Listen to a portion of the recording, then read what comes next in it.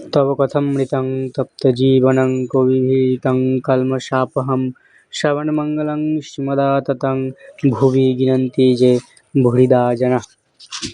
নমস্কার। গতকাল আমরা শ্রী শ্রী রামকৃষ্ণদেবের সাথে কলকাতায় ঈশ্বরচন্দ্র বিদ্যাসাগরের যে মিলন, সে কাহিনী পাঠ করেছি। এরপর 1882 অক্টোবর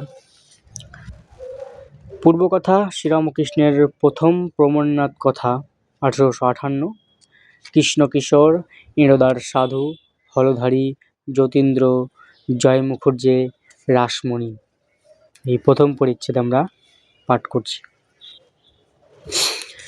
আজ ঠাকুর শ্রীরামকৃষ্ণ মহানন্দে আছেন। দক্ষিণেশ্বরের কালীবাড়িতে নরেন্দ্র আসিয়াছেন। আরও কয়েকটি অন্তরঙ্গ আছেন। নরেন্দ্র ঠাকুর বাড়িতে আসিয়া স্নান করিয়া প্রসাদ পাইয়াছেন। আজ 31 আশ্বিন শুক্লা চতুর্থী তিথি, 16 অক্টোবর 1882 সোমবার। আগামী বৃহস্পতিবার সপ্তমী তিথিতে শ্রী শ্রী দুর্গা পূজা। ঠাকুর শ্রীরামকৃষ্ণের কাছে রাখাল, রামলাল ও হাজরা আছেন। নরেন্দ্রের সঙ্গে আরও 2-1টি ব্রহ্মজ্ঞানী ছোকরা আসিয়াছেন। আজ মাস্টারও আসিয়াছেন। নরেন্দ্র ঠাকুরের কাছেই আহার করিলেন। আহারান্তে ঠাকুর শ্রীরামকৃষ্ণ তাঁহার ঘরের মেঝেতে বিছানা করিয়া দিতে বলিলেন। নরেন্দ্র আদি ভক্তেরা, বিশেষত নরেন্দ্র বিশ্রাম করিবেন। মাদুরের ওপর লেপ ও বালিশ পাতা হইয়াছে। ঠাকুরও বালকের ন্যায় নরেন্দ্রের কাছে বিছানায় বসিলেন। ভক্তদের সহিত, বিশেষত নরেন্দ্রের সহিত নরেন্দ্রের দিকে মুখ করিয়া হাসি মুখে মহানন্দে কথা কহিতেছিলেন। নিজের অবস্থা, নিজের চরিত্র গল্পচ্ছলে বলিতেছেন। শ্রীরামকৃষ্ণ নরেন্দ্রাদি ভক্তদের প্রতি, আমার এই অবস্থার পর কেবল ঈশ্বরের কথা শোনাবার জন্য ব্যাকুলতা হতো। কোথায় ভাগবত, কোথায় অধ্যাত্ম, কোথায় মহাভারত খুঁজে বেড়াতাম। এনাদের কৃষ্ণকিশোরের কাছে অধ্যাত্ম শুনতে যেতাম। কৃষ্ণকিশোরের কি বিশ্বাস! বৃন্দাবনে গেছিল। সেখানে একদিন জলতৃষ্ণা পেয়েছিল। কুয়ার কাছে গিয়ে দেখে একজন দাঁড়িয়ে রয়েছে। জিজ্ঞাসা করতে সে বললে, আমি নীচ জাতি, আপনি ব্রাহ্মণ, কেমন করে আপনার জল তুলে দেব? কৃষ্ণকিশোর বললে, তুই বল শিব, শিব শিব বললেই তুই শুদ্ধ হয়ে যাবি। সে শিব শিব বলে জল তুলে দিলেন। তাহলে কি অপূর্ব কথা বললেন তিনি! কি বললেন না, বৃন্দাবনে যখন কৃষ্ণকিশোর গেছিলেন তখন দেখলেন যেখানে একটি বালক দাঁড়িয়ে আছে। তার খুব জল তৃষ্ণা নিয়ে গেছে যখন কৃষ্ণকিশোরের, তখন তাকে যখন জল চাইতে যান তখন তিনি বলে যে আমি নীচ জাত, আমরা নীচ, আপনি ব্রাহ্মণ, আপনি উঁচু জাত, আপনাকে কীভাবে আমি জল তুলে দেবো? তখন কৃষ্ণকিশোর বলেন, আপনি শিব বলেন, শিব শিব বললেই শুদ্ধ হয়ে যাবে। সে শিব শিব বলে জল তুলে দিল। অমন অচারী ব্রাহ্মণ সেই জল খেলে কি বিশ্বাস! এনাদের ঘাটে একটি সাধু এসেছিল।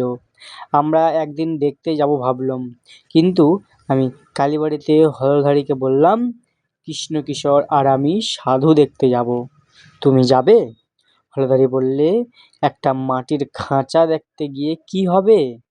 হলধারী গীতা বেদান্ত পড়ে কিনা, তাই সাধুকে বললে মাটির খাঁচা। তাই হলধারীকে যখন বললেন যে আমরা সাধু দেখতে যাবো, আপনি কি যাবেন? তখন হলধারী কী বলছেন, হলধারী প্রথমে কিন্তু হলধারী গীতা তারপরে বেদান্ত এসব পড়েন। তাই তিনি কী বলছেন সাধুদেরকে, সাধুদেরকে বলছেন মাটির খাঁচা দেখে কি হবে? তাই সাধুদেরকে তিনি মাটির খাঁচা বলছেন। কৃষ্ণকিশোরকে গিয়ে আমি ওই কথা বললাম। সে মহা রেগে গেল আর বললে, কি হলধারী এমন কথা বলেছে? যে ঈশ্বর চিন্তা করে সে রাম চিন্তা করে, আর যেই জন্যেই সর্বত্যাগ করেছে, তার এই দেহ মাটির খাঁচা। সে জানে না যে ভক্তের দেহ চিন্ময়। এত রাগ! কালীবাড়িতে ফুল তুলতে আসতো। হলধারীর সঙ্গে দেখা হলে মুখ ফিরিয়ে নিত, কথা কইবে না। আমায় বলেছিল পৈতেটা ফেললে কেন? যখন আমার এই অবস্থা হলো তখন আশ্বিনের ঝড়ের মতো একটা কি এসে কোথায় কি উড়িয়ে লয়ে গেল। আগেকার চিহ্ন কিছুই রইল না। হুঁশ নাই, কাপড় পরে যাচ্ছে, তা পইতে থাকবে কেমন করে? আমি বললাম, তোমার একবার উন্মাদ হয়, তাহলে তুমি বোঝো। তাই হলো, তার নিজেরই উন্মাদ হলো। তখন সে কেবল ওম ওম বলতে আর এক ঘরে চুপ করে বসে থাকতো। সকলে মাথা গরম হয়েছে বলে কবিরাজ ডাকলে। নাটগড়ের রাম কবিরাজ এলো। কৃষ্ণকিশোর তাকে বললেন, ওগো, আমার রোগ আরাম কর, কিন্তু দেখো যেন আমার ওই ওঙ্কারটি আরাম করে না। সকলেই হাস্য। একদিন গিয়ে দেখি বসে ভাবছে। জিজ্ঞাসা করলাম, কি হয়েছে? বললে, ট্যাক্সওয়ালা এসেছিল, তাই ভাবছি। বলেছে টাকা না দিলে ঘটি বাটি বেচে লবে। আমি বললাম, কি হবে ভেবে? না হয় ঘটি বাটি লয়ে যাবে। যদি বেঁধে লয়ে যায়, তোমাকে তো লয়ে যেতে পারবে না। তুমি তো খগো। নরেন্দ্রাদি হাস্য। কৃষ্ণকিশোর বলতো, আমি আকাশপথ, আধ্যাত্ম পড়তে কি না। মাঝে মাঝে তুমি খ বলে ঠাট্টা করতাম, কিন্তু হেসে বললাম, তুমি খ, ট্যাক্স তোমাকে তো টানতে পারবে না। উন্মাদ অবস্থায় লোককে ঠিক ঠিক কথা হোক কথা বলতাম, কারুকে মানতাম না। বড়লোক দেখলে ভয় হতো না। যদু মল্লিকের বাগানে যতীন্দ্র এসেছিল, আমিও সেখানে ছিলাম। আমি তাকে বললাম, কর্তব্য কি? ঈশ্বরের চিন্তা করাই আমাদের কর্তব্য কি না? যতীন্দ্র বললে, আমরা সংসারী লোক, আমাদের কি আর মুক্তি আছে? রাজা যুধিষ্ঠিরই নরক দর্শন করেছিল, তখন আমার বড় রাগ হলো। বললাম, তুমি কিরকম লোকগা? যুধিষ্ঠিরের কেবল নরক দর্শনই মনে করে রেখেছ? যুধিষ্ঠির সত্য কথা, ক্ষমা, ধৈর্য, বিবেক, বৈরাগ্য, ঈশ্বরের ভক্তি, এসব কিছু মনে হয় না? আরও কত কি বলতে যাচ্ছিলাম, হৃদয়ে আমার মুখ চেপে ধরলে।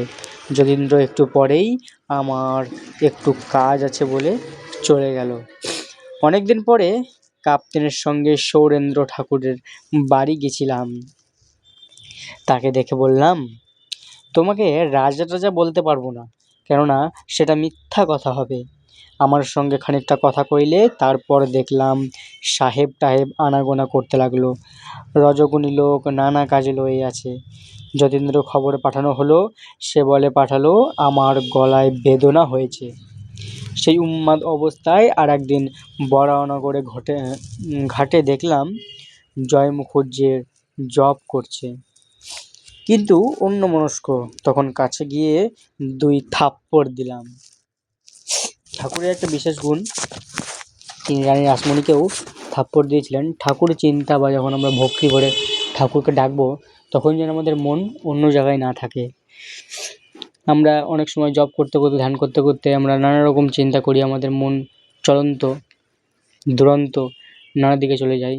কিন্তু আমাদের ফিরে আসতে হবে, মনকে টেনে আনতে হবে একাগ্রতায়, সেই জপে, সেই ধ্যানে, ঠাকুরের ভক্তিতে।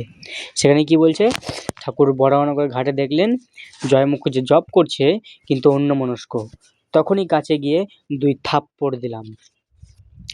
একদিন রাসমণি ঠাকুর বাড়িতে এসেছে, কালী ঘরে এলো। পূজার সময় আসতে আর 2-1টা গান গাইতে বলতো। গান গাচ্ছি দেখি সে অন্যমনস্ক হয়ে ফুল বাজছে, অমনি 2 চাপড়। দেখো, রানী রাসমণিকেও তিনি চাপড় দিয়েছিলেন। তখন ব্যস্ত সমস্ত হয়ে হাত জোড় করে রইল। হরধারীকে বললাম, দাদা, এ কি স্বভাব হলো, কি উপায় করি? তখন মাকে ডাকতে ডাকতে ও স্বভাব গেল। মথুরার সঙ্গে তীর্থে 1868, কাশীতে। বিষয় কথা শ্রাবণে ঠাকুরের রোদন। ওই অবস্থায় ঈশ্বর কথা বই আর কিছু ভালো লাগে না। বিষয়ের কথা হচ্ছে শুনলে বসে বসে কাঁদতাম।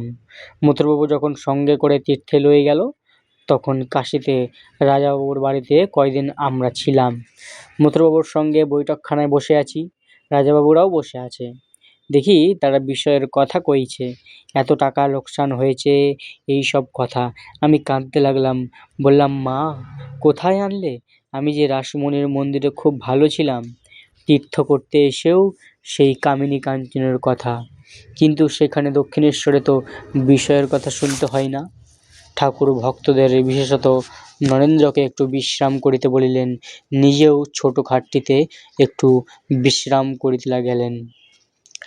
ওম নিরঞ্জনং নিত্যমনন্তরূপং ভক্তানুকম্পথিতবিগ্রহং বৈ ঈশাবতারং পরমেশমিড্ডং তং রামকৃষ্ণং শিরসা নমামঃ।